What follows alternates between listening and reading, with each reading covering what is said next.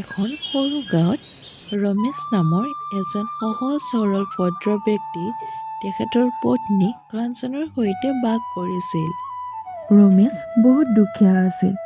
ৰমেশ দিন ৰাতি এটা কৰি কঠোৰ পৰিশ্ৰম কৰিছিল যাতে নিজৰ পৰিয়ালটো পোহপালন দিব পাৰে। ৰমেশ কেতিয়াবা খেতি পথাৰত আকৌ কেতিয়াবা আনৰ ঘৰত কাম কৰিছিল। কিন্তু ৰমেশৰ অভাৱ দিনক দিনে বাঢ়িবই ধৰিছিল। এইবিলাক দেখি ৰমেশে ৰমেশৰ পত্নী কাঞ্চনক ক'লে, কাঞ্চন, মই ভাবিছোঁ মই কাম বিচাৰি গুৱাহাটীলৈ যাম। ইয়াত কঠোৰ পৰিশ্ৰম কৰিছোঁ যদিও আমাৰ একেবাৰে অভাৱ পূৰ হোৱা নাই। অৱস্থা দিনক দিনে বেয়া হৈ গৈ আছে।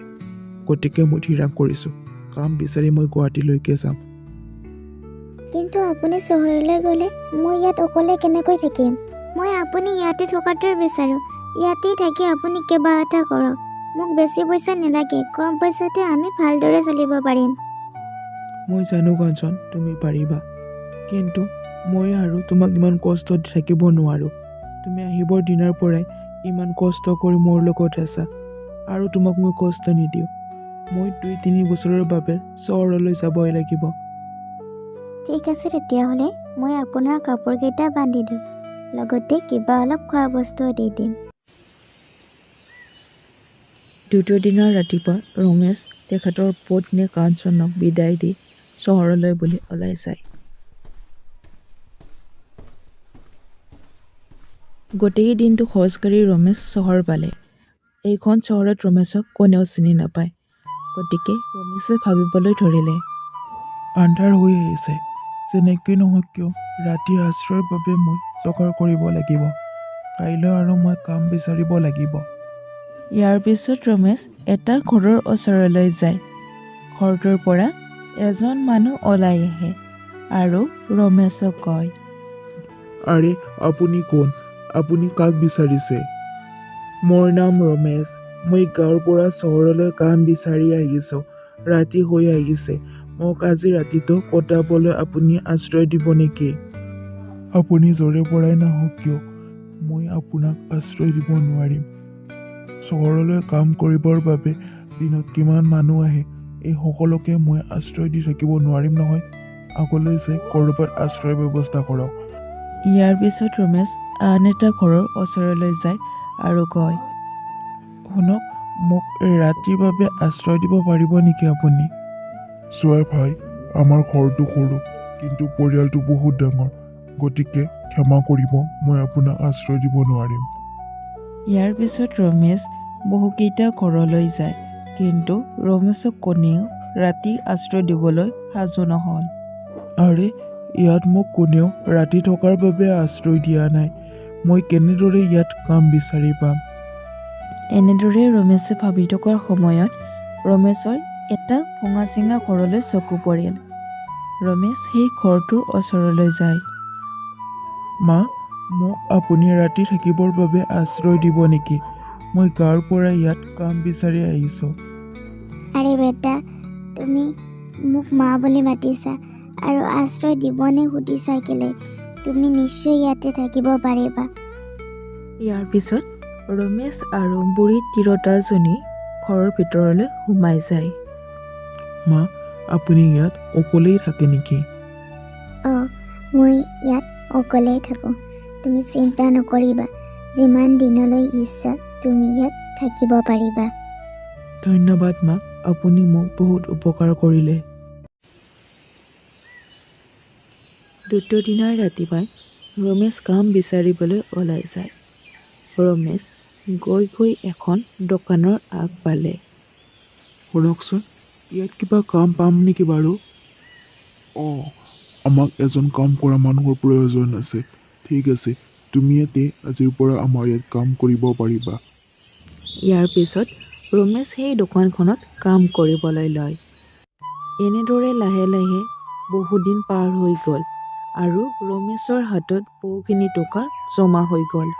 এদিনাখন ৰমেশে বুঢ়ী তিৰোতাজনীক ক'লে, মা, মই ইয়ালৈ অহা বহুকেইদিনেই হ'ল আৰু মই এতিয়া বহুখিনি টকা জমাও কৰিলোঁ।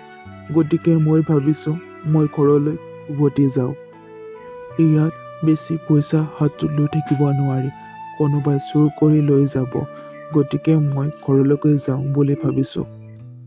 বাবা তই ইমান সোনকাল যাব নালাগে দে, আৰু দুদিনমান থাকচোন। কিন্তু মা, মই পইচাখিনি লৈ ইয়াত কেনেদৰে থাকোঁ আপুনিয়ে কওকচোন। তেতিয়াহ'লে তই এটা কাম কৰ, আমাৰ ঘৰৰ ওচৰত থকা সোণদান মৌজাদাৰৰ তাত এই পইচাখিনি জমা থৈ আহ। তই যেতিয়া বিচাৰা মৌজাদাৰ তাৰ পৰা এই পইচাখিনি লৈ আহিবি। তাত তোৰ পইচাখিনি সুৰক্ষিত থাকিব। ঠিক আছে মা, তেতিয়াহ'লে মই এইটোৱে কৰোঁ। ইয়াৰ পিছত ৰমেশ পইচাখিনি লৈ মৌজাদাৰৰ ওচৰলৈ গ'ল। মহাশয়, মই এইখিনি পইচা আপোনাৰ তাত জমা থ'ব আহিছোঁ। শুনিছোঁ আপোনাৰ তাত জমা থ'লে হেনো পইচাৰ সুদ পায় আৰু সুৰক্ষিত থাকে। গতিকে মই পইচাখিনি আপোনাৰ তাত থ'ব আহিছোঁ। ভাল কৰিছা ৰমেশ, তুমি বহুত ভাল কৰিছা। মোৰ তাত থ'লে তোমাৰ পইচা সুৰক্ষিত থাকিব আৰু তুমি পইচাৰ সুতো পাবা।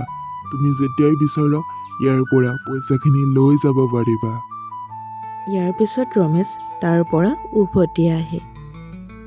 কেইদিনমান পিছত মা, মোৰ কাঞ্চনলৈকে বহুত মনত পৰিছে। মই আৰু ইয়াত থাকিব নোৱাৰিম। মই ঘৰলৈ যাব লাগিব। আপুনি মোক অনুমতি দিয়ক। ঠিক আছে বাবা, মই আৰু তোক নৰখাওঁ, তই যাগে। প্ৰথমে তই গৈ মৌজাদাৰৰ তাৰ পৰা তোৰ পইচাখিনি লৈ আহ।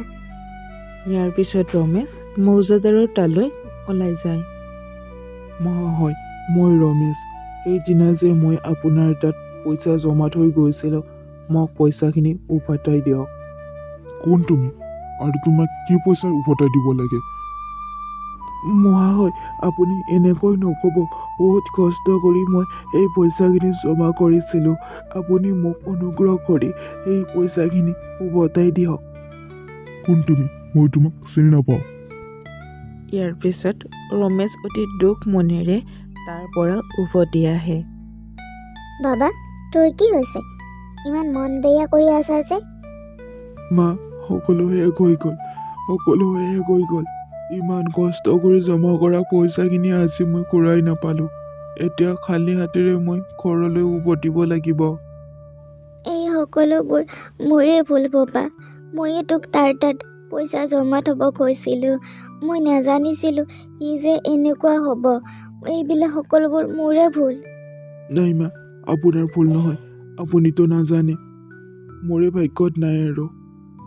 এনেতে সিহঁতৰ কাষলৈ এগৰাকী মহিলা আহে।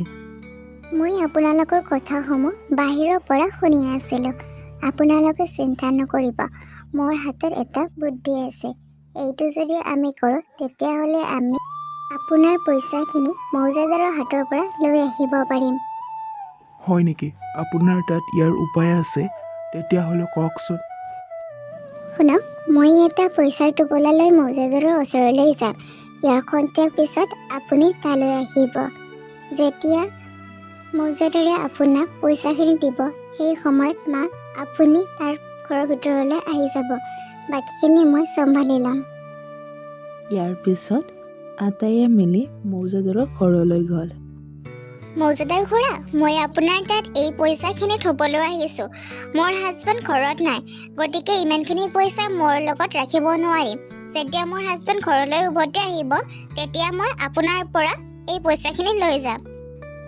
কিন্তু আপোনাৰ তাত এই পইচাখিনি মোৰ সুৰক্ষিত থাকিবনে? মই আপোনাক কেনেদৰে বিশ্বাস কৰি ল'ম? থাকিব। তুমি চিন্তা কৰিব নালাগে। তুমি একদম সঠিক জেগাত আহিছা। এইখিনি মোৰ তাত সুৰক্ষিত থাকিব। তুমি বিচাৰিলে আন মানুহকো সুধিব পাৰিবা। মই বহুত বিশ্বাসী। তোমাৰ পইচাখিনি মোৰ তাত সুৰক্ষিত থাকিব। এনেতেই ৰমেশ মৌজাদাৰৰ ওচৰলৈ আহে। ৰমেশক দেখি মৌজাদাৰে মনে মনে ভাবিলে, ই বহুত সঠিক সময়ত আহিছে। এতিয়া মই ইয়াৰ পইচাখিনি উভতাই দিম। তেতিয়া এই মহিলাজনীয়ে মোক বিশ্বাস কৰিব।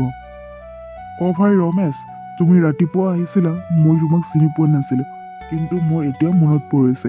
ৰ'বা, মই তোমাক তোমাৰ পইচাখিনি উভতাই দিওঁ।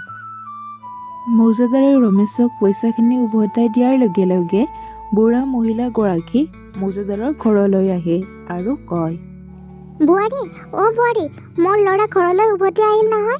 তই ইয়াতে পইচা জমা থ'ব নালাগে, বল ঘৰলৈ বল, তলৈ সি ৰৈ আছে। কি মা, তেখেতে সঁচাকৈ উভতি আহিছে? ঠিক আছে, মই যাওঁ ৰ'ব। মৌজাদাৰ চাহাব, নালাগে দিয়ক, তেখেত ঘৰলৈ উভতি আহিল, গতিকে মই আৰু ইয়াত পইচা থ'ব নালাগে। এই বুঢ়ী তিৰোতাজনী এতিয়াহে আহিব পাৰিলে, অকণমান দেৰিকৈ আহিলে কি হ'লহেঁতেন।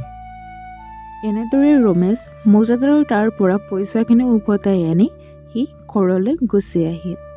ঘৰলৈ আহি ৰমেশ এখন হোটেল খুলিলে আৰু এনেদৰে ৰমেশ আৰু ৰমেশৰ পত্নী কাঞ্চন আনন্দতে জীৱন যাপন কৰিবলৈ ল'লে।